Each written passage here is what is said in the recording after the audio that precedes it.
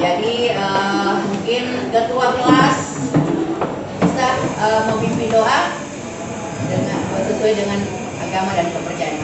Ada ketua kelasnya? Silakan ketua kelas. Sebelum kita mulai pelajaran, marilah kita berdoa untuk agama dan keyakinan kita. Berdoa mulai.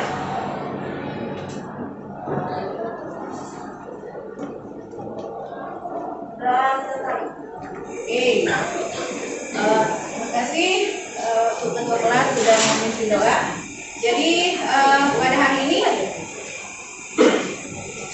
kita panjatkan kehadirat Allah Subhanahu Wa Taala karena dengan ridhonya sehingga kita bisa bertemu di tempat ini dalam rangka pelaksanaan pembelajaran yang setiap harinya kita laksanakan. Jadi saya sebagai pengajar untuk menyampaikan materi, kemudian kamu sebagai siswa untuk menerima pelajaran.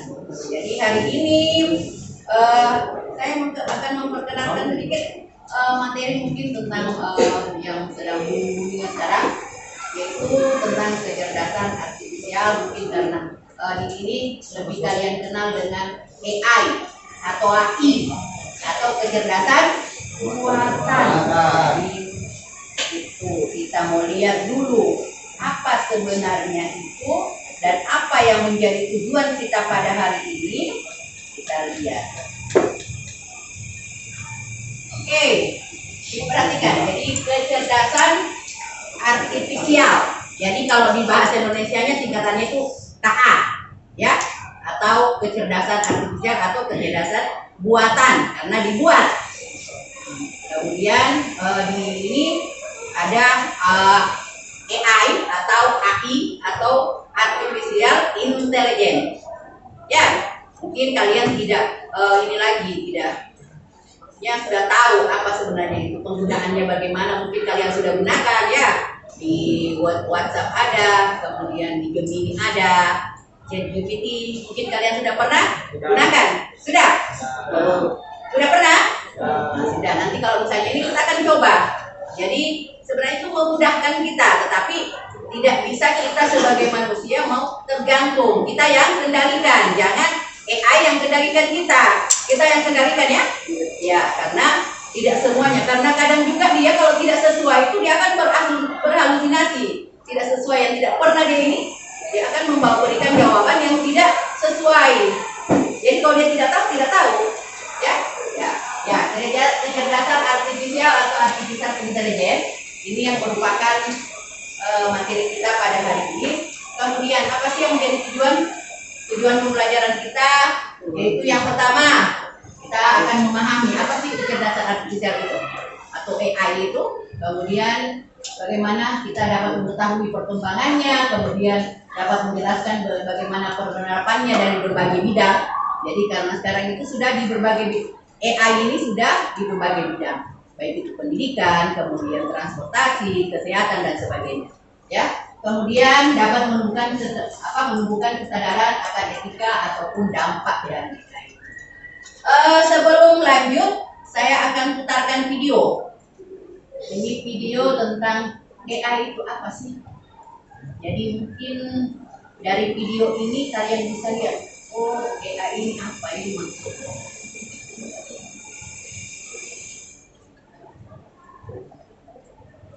Yang di belakang bisa lihat videonya? Bisa. Kita lihat sama-sama.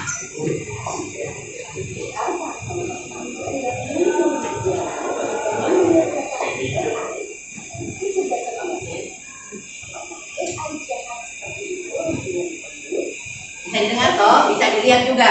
Bisa dilihat?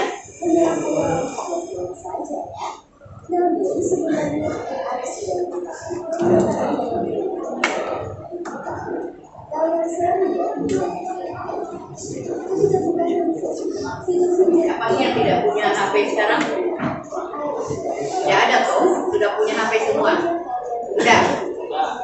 Apalagi pulsa data, biar tidak makan, yang penting data ada terus.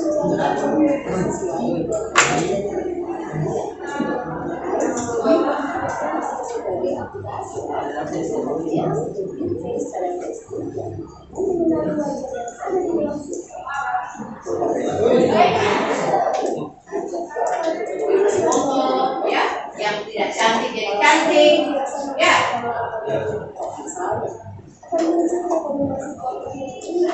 Konten. Siapa yang konten kreator? Ada? Musik, ya, untuk musik-musik tak? Iklan produk.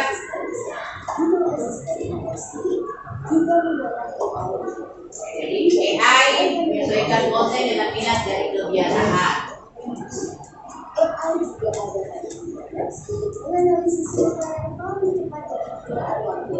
Jadi Google Map yang biar kita di kota besar kalau tidak tahu arah, kemudian ini menghasilkan bot yang bidang kesehatan, otomotif dan lain sebagainya.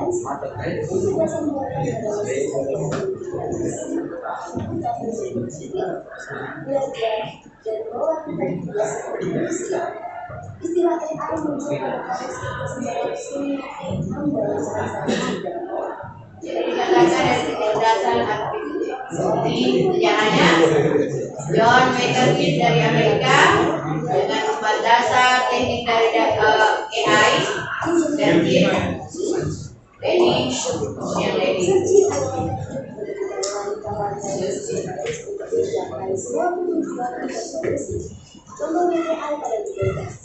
Reasoning adalah teknik menarik kesimpulan berdasarkan fakta yang ada.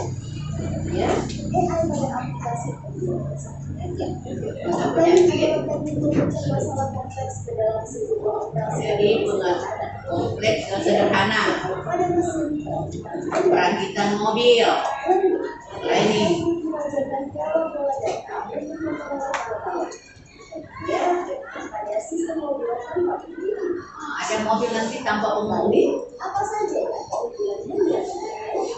AI dapat menyelesaikan tugas Jadi kita dapat menyelesaikan tugas lebih cepat dan juga efisien. Dapat menganalisis dan menemukan pola dari data yang besar dan kompleks. AI dapat bekerja secara konsisten dan berulang dengan error yang biasanya bisa Jadi kesalahan manusia atau karena kelelahan. manusia. Selain itu, AI dapat bekerja Ya, 24 jam penuh. manusia yang Jadi kalau manusia, nah, apa risiko menggunakan tapi ada resikonya. AI yang besar dan berkualitas tinggi untuk bekerja dan beroperasi secara optimal. Kualitas data yang tinggi dapat memunculkan hasil yang benar. Lalu, analisa atau rekomendasi yang diberikan oleh AI Adanya bias bias pada data. pada bias data yang digunakan. Jika data yang diberikan pada AI berdasarkan berasal dari pasien laki, maka analisa mungkin yang diberikan AI akan lebih sesuai dengan kapasitas yang laki dibanding Jadi misalnya kesehatan. dan juga resiko keamanan privasi. Jadi keamanan daripada data-data kita. Hasil adalah aktivitas dunia awal. Data-data tersebut dapat menggunakan kejahatan. AI memberikan kemudahan yang dapat melakukan pekerjaan manusia. Namun kemudahan ini dapat memicu Iya, jelas. Karena sudah dia bergantung di AI, jadi sifat malasnya akan muncul.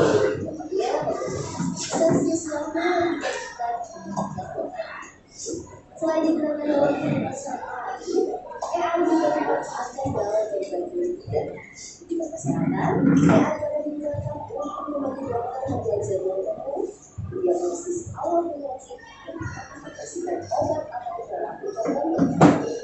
Di bidang keamanan, AI digunakan dalam penanganan deteksi adanya aktivitas yang mencurigakan.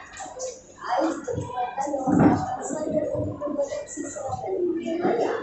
Di bidang keuangan, sistem pasar, referensi pembayaran, dan pengelolaan likuiditas.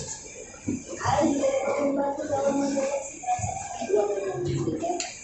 Di bidang bisnis, AI digunakan untuk mengajarkan upaya spesifik yang nasional serta mendorong pertanian dan penerimaan pajak. Di bidang otomotif, AI digunakan pada mobil untuk mengetahui rute dan menghindari tabrakan. Di bidang otomotif juga menggunakan AI agar proses produksi menjadi efisien dan berkualitas.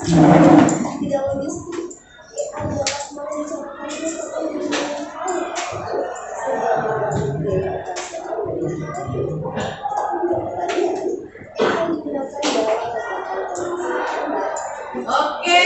kira itu sedikit tentang AI.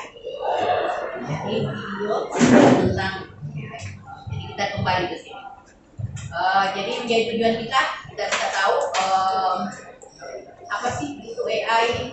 Jadi kemudian kita bisa memahami apa sih itu AI ataupun kecerdasan artifisial atau yang terkenal dengan kecerdasan buatan, karena yang dibuat, kecerdasan yang dibuat yang dapat membantu kita dalam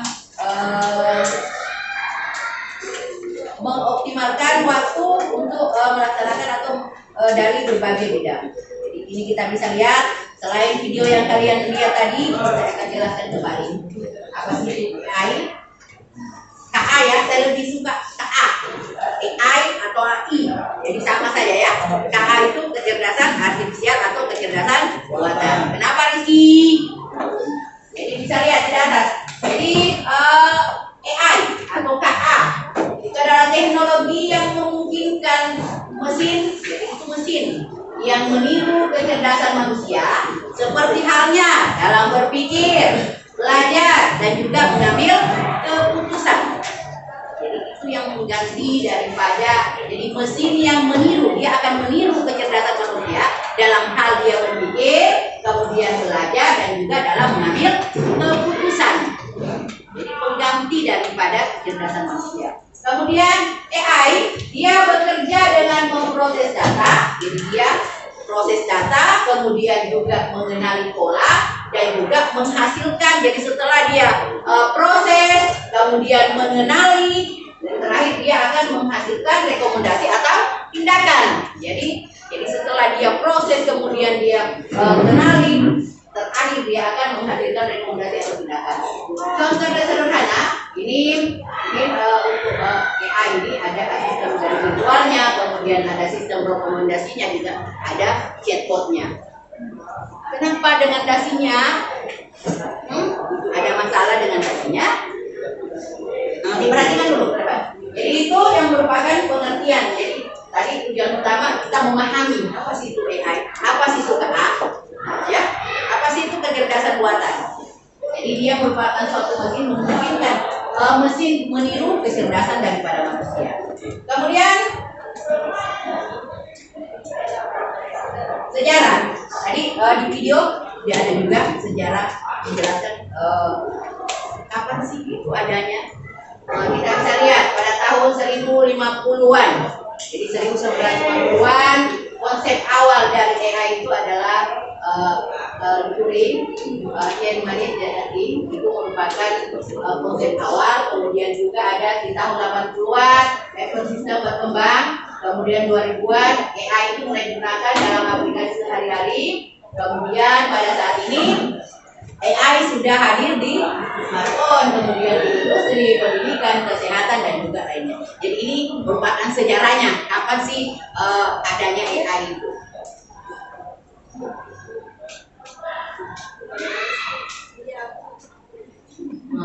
Kemudian tadi prinsip kerjanya tadi kan dia mengolah data, kemudian dia memproses, kemudian akhirnya dia ada prediksinya atau dia akan menarik kesimpulan. Jadi sama dengan kita tidak usah cerita dulu, Rizky. Oke, jadi prinsip dan cara kerja AI. Jadi masukan, ada proses, ada luaran. Jadi sama juga kan kita di TJKT ya, informatika. Kita akan memasukkan data, kemudian ada yang memproses, kemudian ada keluarannya. Jadi kita proses itu data, input dulu, kita mengetik dulu apa yang kita ketik. Kemudian ada yang proses, kemudian nanti ada hasilnya. Seperti juga ini. Jadi memasukkan data, itu apakah berupa pertanyaan, perintah suara, kemudian teks ataupun gambar. Kemudian ada prosesnya. Jadi data-data yang kita inputkan itu akan diproses. Jadi pelatihan data. Kemudian ada luarannya, jadi keluarannya atau outputnya. Jadi input, proses, dan output. Apa? Input, proses, output. Jadi ada hasilnya, keluarannya.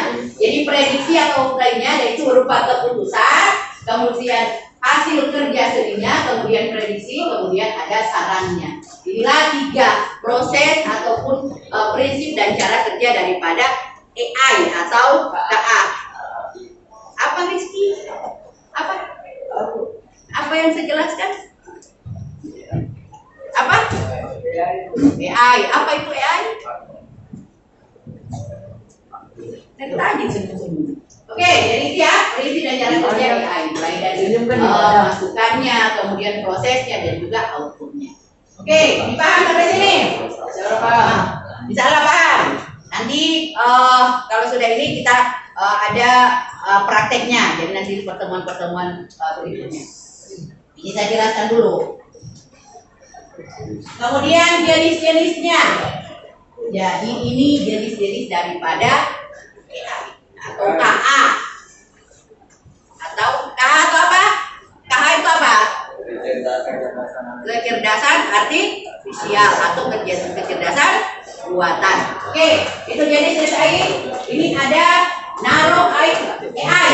Jadi ini hanya berfokus pada satu tugas tertentu. Jadi hanya dia tugasnya pada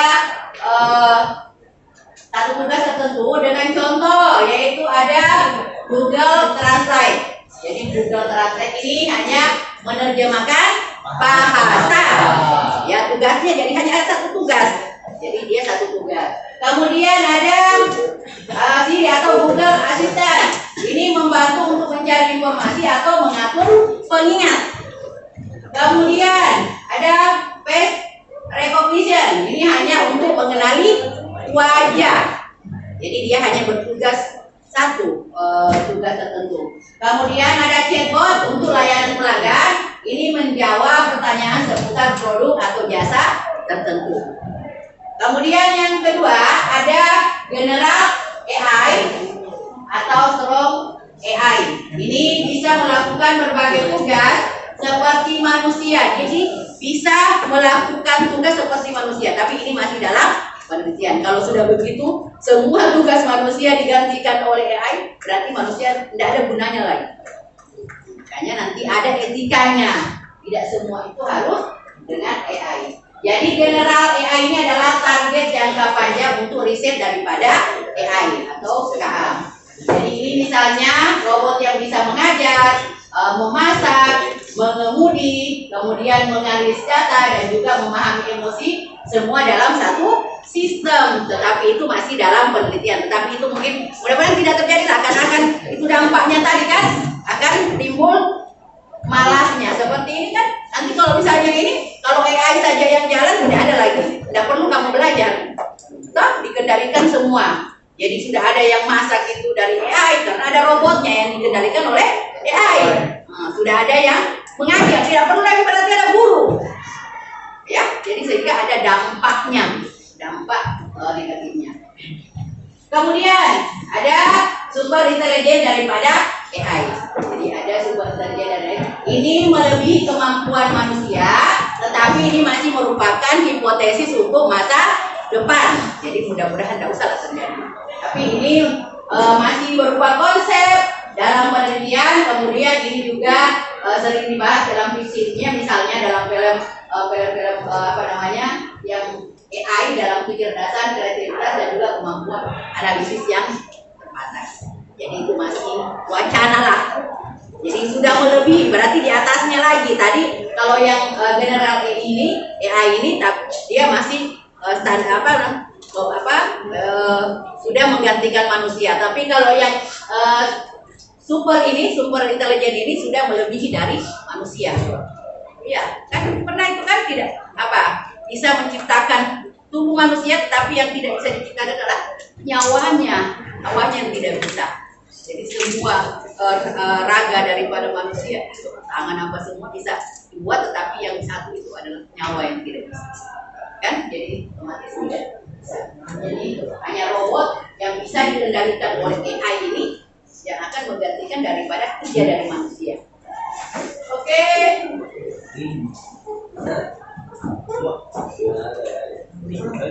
Contoh AI tadi kan sudah di video tadi sudah diutarakan apa saja contoh-contoh yang ada di AI itu. Jadi contoh kita lihat contoh AI di bidang pendidikan. Kita sekarang ini adalah yang berada di dunia pendidikan. Kalian sebagai pelajar, ibu sebagai pengajar, kita lihat ada ChatGPT.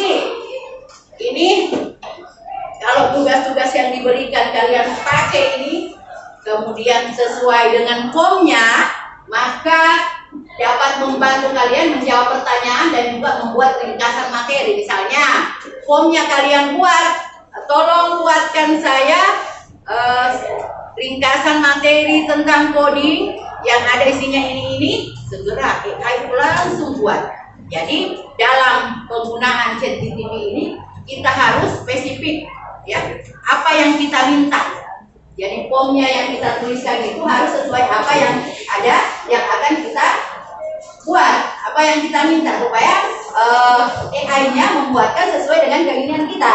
Tetapi kalau kita form yang kita tuliskan itu bertele-tele, dia akan juga bingung yang mana ini maksudnya. Jadi intinya ChatGPT yang kita buat, yang kita form yang kita buat di ChatGPT itu harus sesuai dengan apa yang kita inginkan. Kemudian ada Duolingo AI yang untuk belajar bahasa. Jadi Duolingo untuk AI untuk belajar bahasa. Kemudian ada Canva. Sudah familiar dengan Canva? Sudah bisa. Kalian mengedit presentasi kah? Kemudian mungkin stiker-stiker kalian buat di Canva sudah bisa? Belum bisa? Belum? Ada yang sudah? Nanti kita belajar sama-sama ya.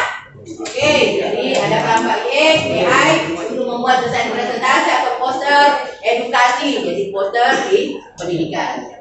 Kemudian ada Photomat untuk membantu mengerjakan soal matematika. Ini kita gunakan dalam pelajaran matematika. Jadi ini untuk di dunia pendidikan atau di bidang pendidikan, inilah salah satu contoh yang biasa kita gunakan. Ada juga Gemini kan? Gemini. Apalagi? Cibi-cibi. Ya. Oke. Cici ya. Cici ya, cici. Oh ya, ada cici. CI. Oke. Kalau di bidang kesehatan, kalian lihat AI di bidang kesehatan. Sistem diagnosa penyakit berbasis AI. Jadi untuk mendiagnosa, bapak ini sakitnya ini, bapak ini, ibu ini sakitnya. Tadi kan di video itu dia akan ada biasnya. Mungkin kalau yang laki-laki untuk penyakit yang pasiennya laki-laki itu lebih banyak. Kemudian untuk perempuan mungkin bias daripada diagnosanya itu akan ada. Kemudian analisis cedera medis, kemudian chatbot untuk kesehatan, konsultasi awal. Jadi untuk konsultasi awal ada kan di ini ada Halo Dokter itu kan aplikasi. Kemudian ada prediksi penyebaran daripada penyakit. Inilah contoh AI di dalam bidang kesehatan. Oke, yang berikutnya kita lihat contoh AI di bidang industri. Kalian bisa lihat contoh AI dalam bidang industri. Ada robot manufaktur otomatis, ada AI untuk optimasi rantai pasok daripada supply chain. Kemudian ada prediksi permintaan pasar, ada pemeliharaan mesin berbasis AI. Jadi ini contoh AI dari bidang industri. Kemudian berikutnya, contoh di bidang transportasi. Nanti itu ada mungkin tidak ada mobil atau alat transportasi yang tidak ada lagi pengemudinya. Jadi dikendalikan oleh AI. Jadi kamu di dalam, mana itu sopirnya? Jadi karena sudah dikendalikan oleh AI. Jadi mobil tanpa sopir. Jadi hanya penumpang yang ada, sopirnya tidak ada. Terakhir masuk jurang. Kalau yang mengendalikan AI-nya tidak tahu arahnya, sudah. Kemudian sistem navigasi cerdas, yaitu kalian mungkin biasa gunakan dengan Google Maps. Jadi di kota-kota besar kita tidak tahu itu yang tidak tahu alamat, kita tidak tahu jalan untuk mengetahui kemacetan apa kan kita bisa lihat di Google Map. Apalagi yang tidak ada salah. Kemudian analisis lalu lintas algoritmanya, kemudian optimasi jadwal transportasi publik. Jadi jadwal transportasi, misalnya kapan ini, kapan lagi jadwalnya, rutenya kemana, kita bisa lihat ya dengan bantuan AI.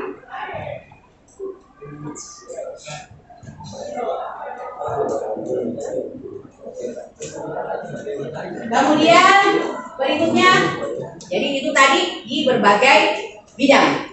Jadi AI di berbagai bidang. Halo, ada apa? Tidak usah dikorek-korek dulu, nanti tidak usah. Itu kamenannya. Oke, tantangan dan etika AI. Jadi tantangannya. Jadi tadi saya katakan kalau semua kegiatan ataupun aktivitas manusia sudah digantikan AI, apa gunanya kita? Tidak perlu ada lagi. Karena semua digantikan oleh AI. Jadi tantangannya ada privasi data, kemudian bias daripada algoritma.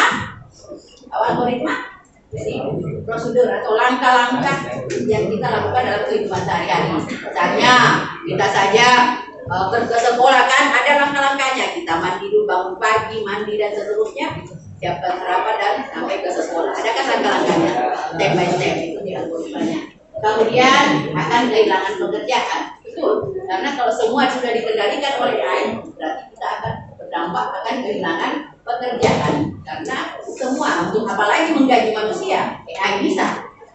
Seperti saya sopir saja tidak perlu ada AI yang kendalikan. Di situ itu tantangannya. Kemudian etikanya itu penggunaannya harus bertanggung jawab, kemudian ada transparansi dan juga keadilan. Jadi itu tiga asasnya ya, dia penggunaan bertanggung jawab, transparansi dan berkeadilan.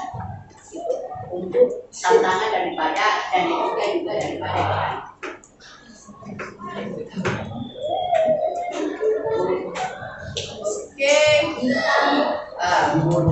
Oke, jadi dari itu yang kita ini sedang pelajari tentang tadi apa?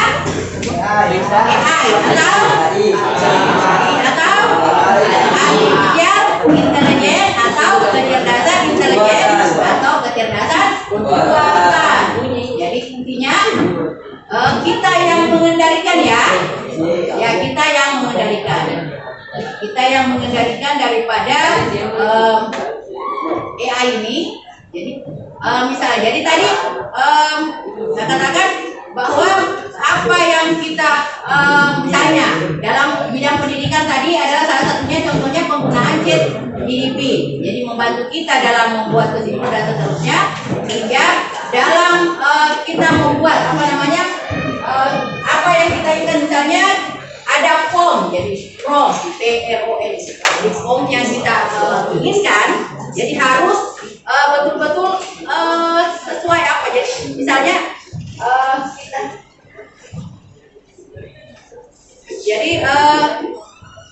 apa yang kita inginkan harus sesuai apa yang tertuliskan di form itu. Jadi supaya hasilnya juga akan sesuai yang kita inginkan. Ada sebelum ini ada yang bertanyakan? Ada tentang AI ini?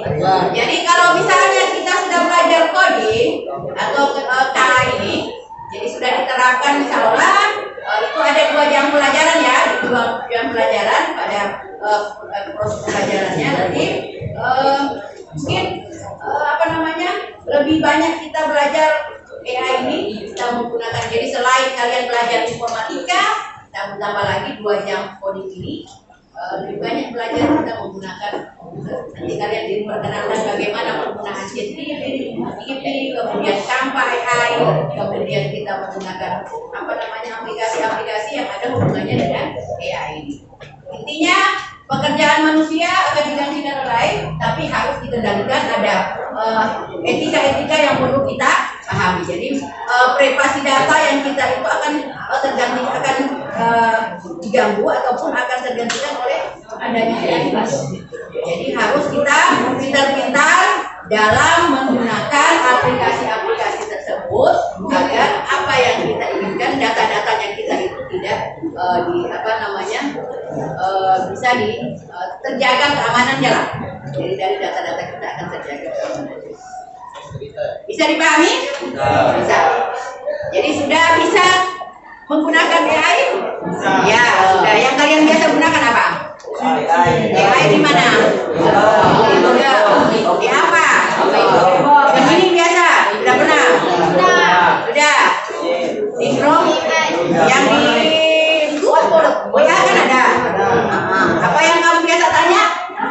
Apa yang kamu biasa inginkan? Game? Sudah, kalau game Cara mengontrol bola yang benar. cara mengontrol bola. Jadi dalam penggunaan game. Oke. Jadi online tidak kita? Tidak. Ada yang judul? Ada? Ada yang menggunakan judul? Ada air. Sudah. Jangan sampai ya. Oke. Sebelum saya tutup ada yang bisa lihat, nanti untuk berikutnya kita akan mungkin ada lembar kerja yang harus kalian laksanakan.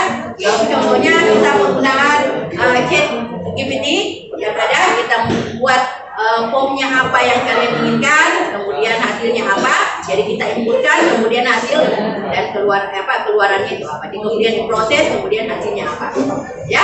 Itu kan cara kerjanya, kita masukkan data, kemudian dianalisis atau diproses, dan ada keluarannya, begitu kerjanya AI.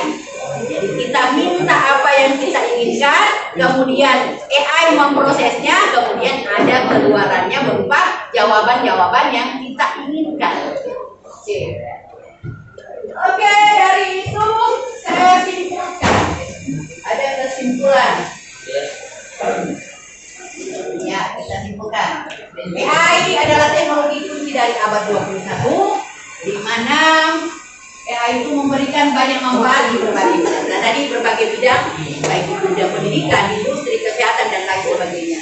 Kemudian penggunaannya harus disertai dengan kesadaran dan etika. Kita harus sadar, dan juga ada etika-etika yang perlu kita laksanakan atau jaga. Nah, itu karena privasi kita atau data-data kita itu akan jadi ada biasnya nanti.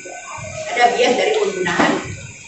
Jadi kalau misalnya yang kita minta itu tidak sesuai mungkin, dia akan berhalusinasi.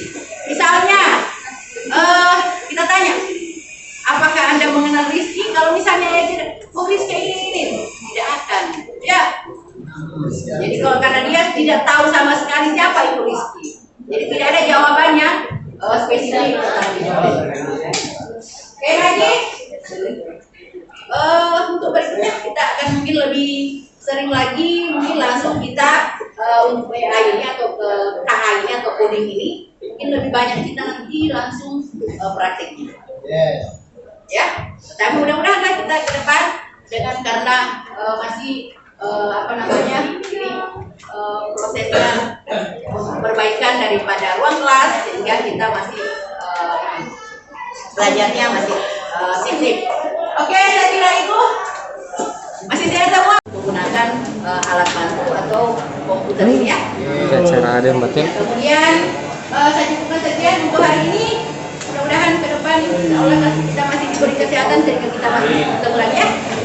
Oke, terima kasih atas perhatiannya. Mudah-mudahan apa yang saya sampaikan pada hari ini ada manfaatnya buat kalian.